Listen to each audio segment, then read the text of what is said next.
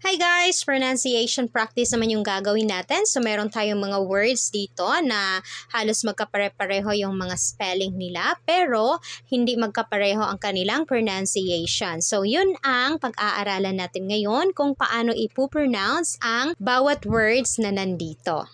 Kasi minsan naku-confuse tayo kung paano i-pronounce ang isang word lalo na kapag meron siyang mga kapareho na mga spelling. Okay, so i-practice natin kung paano i-pronounce ang mga words na nandito sa ating board. Let's start. Break, freak, sue, few, beard, herd, cord, word, cow, low, shoe, foe, comb, tomb, bomb, home, some, mold, could.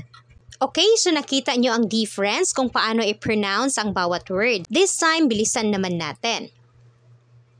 Break, freak, sue, few, beard, herd, cord, word, cow, low, shoe, foe, comb, tomb, bomb, home, some, mold, could.